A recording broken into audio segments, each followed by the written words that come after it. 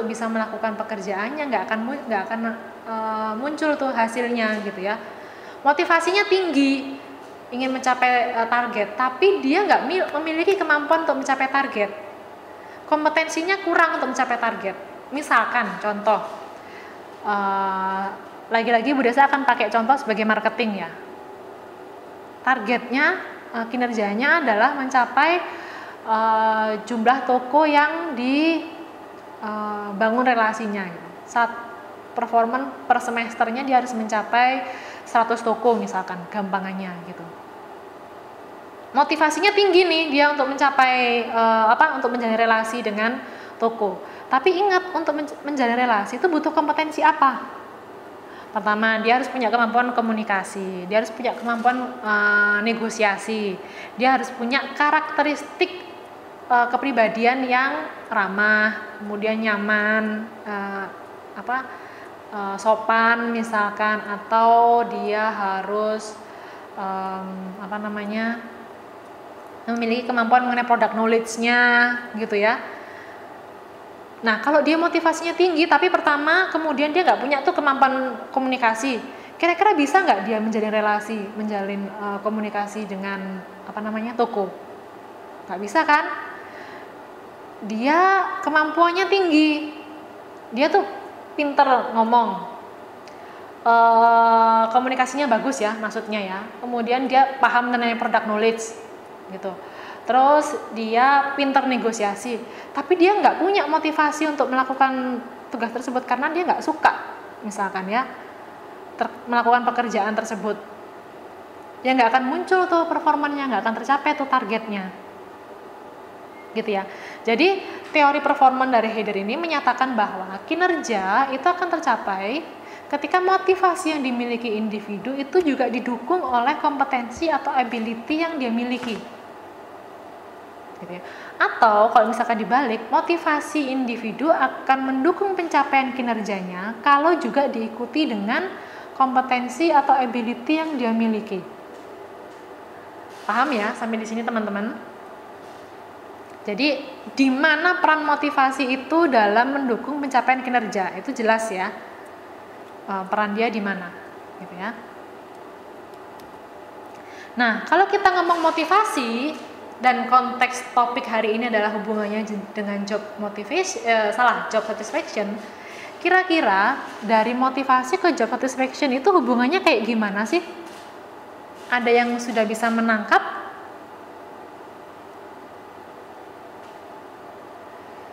Oke, jadi kalau kita ngomong job motivation dan hubungannya dengan motivasi, maka motivasi itu ketika motivasinya terpenuhi, maka yang muncul apa? Kepuasan kan? Ya, ketika dia motivasi kerjanya tinggi, gitu ya. Kemudian lingkungannya itu mendukung, dan dia bisa mencapai target kinerja, maka yang muncul adalah kepuasan kerjanya, gitu ya. Oke, jadi apa sih sebenarnya job satisfaction itu? Kalau berdasarkan definisinya secara umum, job satisfaction itu dianggap sebagai suatu kondisi yang menyenangkan atau emosi positif yang dimiliki oleh karyawan yang merupakan hasil dari penilaian yang dia lakukan terhadap pekerjaannya ataupun pengalamannya dalam melakukan pekerjaan tersebut. Gitu ya. Jadi hubungannya dengan pekerjaan. Jadi kepuasannya itu terkait dengan pekerjaannya. Kalau kita ngomong pekerjaan, maka pekerjaan itu kan luas ya. Pekerjaan itu bisa terkait dengan aktivitas kerjanya atau terkait dengan faktor-faktor yang ada di seputar pekerjaan tersebut. Jadi kita bisa ngomong terkait dengan sistem organisasinya, kita bisa ngomong terkait dengan rekan kerjanya, pimpinannya, atau iklim organisasinya, gitu ya. Jadi kalau kita ngomong job satisfaction, karena ngomongnya tentang kepuasan, gitu, maka kepuasan itu kan muncul, kepuasan atau ketidakpuasan itu muncul karena adanya ekspektasi yang dimiliki, harapan yang dimiliki, dan kondisi yang diterima, realnya kayak gimana, gitu ya. Ketika orang ekspektasinya atau harapannya sesuai dengan apa yang diterima, maka yang terjadi adalah kepuasan. Kalau itu nggak sesuai harapan dengan yang diterima, maka yang terjadi adalah ketidakpuasan. Ya. Nah, kepuasan atau ketidakpuasan ini, atau secara umum job satisfaction ini, berhubungan dengan kebutuhan dia. Kalau kita ngomong harapan, itu kan hubungannya dengan kebutuhan ya. Dan value yang dimiliki. Penilaian dia, apa yang membuat dia merasa puas itu adalah value dia yang dimiliki apa, gitu ya. Nilai-nilai dia mengenai hal tersebut itu apa, gitu ya. Nah, kesesuaian itu hubungannya juga dengan individual well-being. Kalau kita ngomong kepuasan, itu hubungannya juga dengan well-being yang dirasakan oleh individu. Nah, ketika individu tidak merasakan kepuasan tersebut, yang terjadi adalah dia akan melakukan turnover, keluar dari pekerjaan, keluar masuk pekerjaan, gitu ya, nggak pernah merasa puas gitu. Atau dia melakukan absensi, sering bolos, atau masuk kerjanya terlambat, gitu ya. Nah, untuk bisa tahu itu, maka perlu ada survei tentang job kepuasan. Job kepuasan, job satisfaction, gitu ya. Perlu perusahaan, organisasi atau industri perlu melakukan survei untuk mengetahui tingkat kepuasan karyawannya seperti apa, gitu ya. Itu nanti akan hubungannya dengan apa yang membuat dia puas dan tidak puas tadi. Maka kalau kita ngomong puas dan tidak puas tadi, hubungannya dengan apa yang memotivasi dia untuk bekerja, gitu ya. Nah, ketika kita sudah tahu apa yang memotivasi, ketika kita sudah tahu tingkat kepuasannya dan apa yang mempengaruhi kepuasan tersebut, motivasi apa yang bisa mendorong atau meningkatkan tingkat kepuasannya, maka kita bisa membuat program, gitu ya. Program-program di HRD itu bisa bikin program-program, atau human capital bisa bikin program-program di mana program-program itu selalu ada dasarnya, gitu ya. Ketika buat program itu nggak boleh tuh asal, tapi kita harus paham tuh konsep teorinya apa. Jadi seperti tadi yang udah saya jelaskan yang dicontoh tadi ya, yang kayak model job redesign, take-on ekonomi, itu harus tahu nih dasar teorinya apa. Gitu. Nah, kemudian di slide berikutnya, kalau kita ngomong kepuasan kerja, karena kepuasan kerja itu nanti berdampak pada perilaku kerjanya, maka sebenarnya kepuasan kerja itu berhubungan dengan perilaku kerjanya atau job attitude-nya, gitu. Dimana job attitude ini akan bertumbuh. Semakin dia termotivasi dan ada kesesuaian antara harapan dengan yang diterima, maka akan semakin tinggi tingkat kepuasannya. Semakin tinggi tingkat kepuasan yang dirasakan oleh karyawan, maka akan mempengaruhi bagaimana keterlibatan dia dalam pekerjaan atau job involvement, gitu ya. Kalau kita ngomong semakin tinggi keterlibatannya, maka dia akan bekerja secara optimal, secara maksimal, gitu ya. Bahkan mungkin dia akan melebihi dari targetnya, gitu ya. Sehingga nanti kalau kita ngomong hubungannya dengan psikologi positif, nah orang-orang yang involvementnya tinggi, itu cara kerjanya dia akan flow, nggak kerasa dia pokoknya kerja gitu, mengalir gitu ya. Karena saking dia terlibatnya, saking dia menikmati proses kerjanya, maka yang terjadi itu adalah akan muncul komitmen organisasi, ya. Dia memiliki keterikatan. Kalau kita ngomong sudah komitmen, nanti itu hubungannya dengan engage, ya. Orang yang sudah komitmen itu akan mengikatkan dirinya kepada organisasi, gitu ya. Makanya disebut dengan engagement. Sehingga dia kalau sudah engage itu dia akan melakukan apapun terhadap organisasi.